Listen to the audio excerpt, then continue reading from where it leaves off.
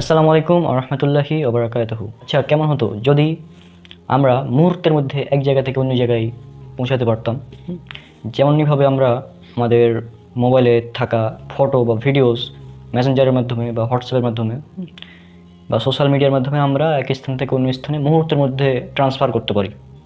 এমনইভাবে যদি আমরা নিজেরাই এক জায়গা থেকে অন্য জায়গায় এভাবে ট্রান্সফার হতে পারতাম, তাহলে কেমন হতো বিষয়টা, তাই না?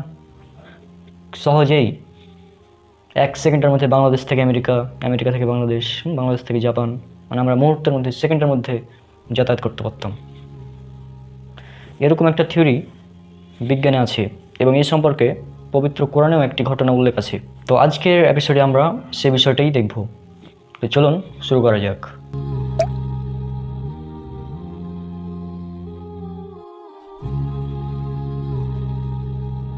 এই থিওরিটি এক জায়গা থেকে অন্য জায়গায় ট্রান্সফার মুহূর্তের মধ্যে, এই থিওরিটিকে বলা হয় টেলিপোর্ট বা টেলিপোর্টেশন। বিজ্ঞান টেলিপোর্টেশন থিওরি সম্পর্কে যে সকল তথ্য দিয়েছে তা হলো কোনো বস্তুকে এক জায়গা থেকে অন্য জায়গায় ট্রান্সফার করা যায়। ধরুন একটা বস্তু আছে ঢাকাতে, তো আমি সে বস্তুটা ঢাকা থেকে রাজশাহীতে ট্রান্সফার করব, কিন্তু সময় লাগবে মাত্র 1 সেকেন্ড বা তারও কম। এই সময়ের মধ্যেই আমি ওই বস্তুটাকে এখান থেকে ওখানে ট্রান্সফার করে দেবো, এবং এটা হবে একটা মেশিনের মাধ্যমে।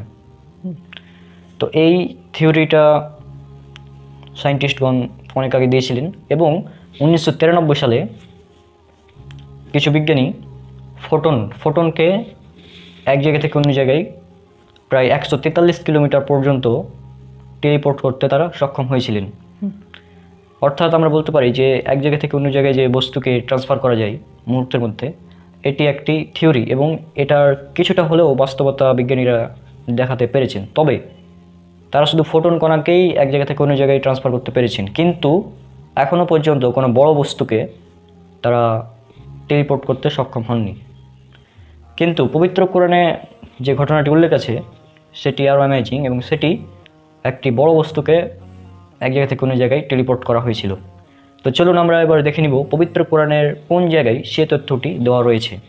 পবিত্র কোরআনের সূরা নামল অর্থাৎ 27 নম্বর সূরার 39 এবং 40 নম্বর আয়াত যদি আপনারা পড়েন, তাহলে সেখানে উল্লেখ করা আছে, যদি 39 নম্বর আয়াতটা পড়েন তাহলে সেখানে দেখবেন যে ইফরিত নামক জিন সে বলল যে আমি এটি আপনাকে এনে দিতে পারবো আপনি উঠে বসার আগেই, কারণ আমি সবচেয়ে শক্তিশালী এই বিষয়ে। অর্থাৎ সে সময় ইফরিত জিন ছিল সবচেয়ে শক্তিশালী জিন, কিন্তু সুলাইমান আলাইহিস সালামের হয়তো এটা পছন্দ হয়নি। তারপরে আরও একজন ব্যক্তি বলল 40 নম্বর আয়াতে, 40 নম্বর আয়াতটা যদি পড়েন, আমি একটা পড়ে শোনাচ্ছি, আপনারা দেখুন সম্পূর্ণ।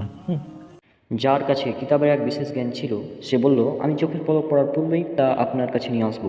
অতঃপর যখন সুলাইমান আলাইহিস সালাম তার স্থানে স্থির দেখতে পেল, তখন বলল, এটি আমার রবের অনুগ্রহ, যাতে তিনি আমাকে পরীক্ষা করেন যে আমি কি কৃতজ্ঞতা প্রকাশ করি নাকি অকৃতজ্ঞতা প্রকাশ করি। আর যে কৃতজ্ঞতা প্রকাশ করে সে তো তার নিজের কল্যাণেই তা করে, আর যে কেউ অকৃতজ্ঞ হবে তবে নিশ্চয়ই আমার রব অভাবমুক্ত অধিকদাতা। যার কাছে কিতাবের এক বিশেষ জ্ঞান ছিল সে বলল, আমি তা আপনাকে এনে দিতে পারবো চোখের পলক পড়ার আগেই। এই যে দেখুন, চোখের পলক পড়ার আগেই, তাহলে কত দ্রুত, চোখের পলক পড়ার আগেই সে সিংহাসনটি হাজির করে দিল, তাই না? এবং এটা বলা হয়েছে যে জিন, সবচেয়ে শক্তিশালী জিন, সেও কিন্তু আনতে পারেনি এত দ্রুত। পরবর্তীতে অন্য এক ব্যক্তি আসলো, যে ব্যক্তির কাছে বিশেষ জ্ঞান ছিল কিতাবের, অর্থাৎ বিজ্ঞানের জ্ঞান ছিল। যে ব্যক্তির কাছে সায়েন্সের একটি জ্ঞান ছিল, বিজ্ঞানের জ্ঞান ছিল, সে অতি দ্রুত সেই সিংহাসনটি নিয়ে আসলো। অর্থাৎ নবী সুলাইমান আলাইহিস সালামের যুগেও এই টেলিপোর্টেশন থিওরি ওই ব্যক্তির জানা ছিল। সে সময় এই টেলিপোর্টেশন থিওরি ছিল, এবং সে ব্যক্তি হয়তো এই থিওরিটা জানতো, এই জন্যই সে আনতে পেরেছে, যদি আল্লাহ ভালো জানেন এই বিষয়ে।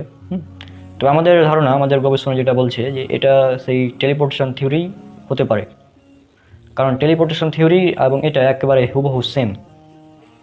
মুহূর্তের মধ্যে কোনো বস্তুকে এক স্থান থেকে অন্য স্থানে ট্রান্সফার করা, এটা হচ্ছে টেলিপোর্টেশন থিওরি।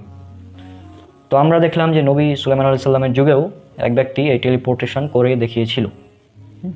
আর বর্তমান আধুনিক বিজ্ঞান এখনও কোনো বড় বস্তুকে টেলিপোর্ট করতে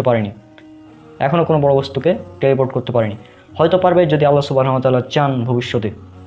অনেকেই বলে থাকেন যে আমরা কোরআন থেকে বিজ্ঞান বের করে দেখাই, বিজ্ঞান কোনো কিছু আবিষ্কার করার পরে আমরা আগে কেন বলি না? এই যে দেখুন, আমরা আগে বলে দিলাম টেলিপোর্টেশন থিওরি সম্পর্কে, কোরআনে আছে এটা। এলিয়েন সম্পর্কে আমরা বলেছি, এলিয়েন এখনও বিজ্ঞান স্বচক্ষে আবিষ্কার করতে পারেনি, স্বচক্ষে দেখেনি। হয়তো ভবিষ্যতে পারবে যদি আল্লাহ সুবহানাহু ওয়া তাআলা চান। একইভাবে টেলিপোর্টেশন থিওরি এটাও হয়তো একসময় বাস্তবে পরিণত হবে যদি আল্লাহ সুবহানাহু ওয়া তাআলা চান। এবং কোরআনে যেহেতু এটা উল্লেখ আছে, আমরা সেই গবেষণা করে আমরা সেটা দেখিয়ে দিলাম, তাই না? আর একটা বিষয়, আমরা পবিত্র কোরআনের ফ্যাক্ট বিষয় যেগুলো প্রতিষ্ঠিত সত্য, সেগুলো নিয়েই কথা বলি বেশিরভাগ। তবে দু একটা থিওরি নিয়ে কথা বলি, কারণ এই থিওরিগুলো বাস্তবে পরিণত হওয়ার পসিবিলিটি 100% রয়েছে। যদি বর্তমানে এটা সম্ভব না, তবে ভবিষ্যতে যখন বিজ্ঞান উন্নত হবে, বিজ্ঞান যখন অনেক উন্নত হয়ে যাবে, তখন ইনশাল্লাহ এইসব থিওরি বাস্তবে পরিণত হবে। অনেকে বলতে পারেন যে সেই 4000-5000 বছর আগে যদি এই টেলিপোর্টেশন থিওরি ছিল, কিন্তু তাহলে বর্তমানে কেন নাই? এটা হতে পারে এই কারণে যে আল্লাহ সুবহানাহু ওয়া তাআলা তারপরে সে জ্ঞান মানুষের কাছ থেকে উঠিয়ে নিয়েছিলেন। কারণ টেলিপোর্টেশন দিয়ে যে ভালো ভালো কাজ হবে তাই না, টেলিপোর্টেশনের মাধ্যমে অনেক খারাপ কাজও সম্পাদন করা যাবে। এই জন্য হয়তো আল্লাহ সুবহানাহু ওয়া তাআলা ভালো জানেন কী কারণ, তিনি হয়তো পরবর্তীতে এই জ্ঞান উঠিয়ে নিয়েছেন, যে কারণে তারপরে আর কেউ এই টেলিপোর্টেশন করতে পারেনি। তো আশা করি আপনারা বুঝতে পেরেছেন। আর পবিত্র কোরআন এবং আধুনিক বিজ্ঞান সিরিজের আর অনেকগুলো ভিডিও যেগুলো রয়েছে সেগুলো আপনারা দেখুন।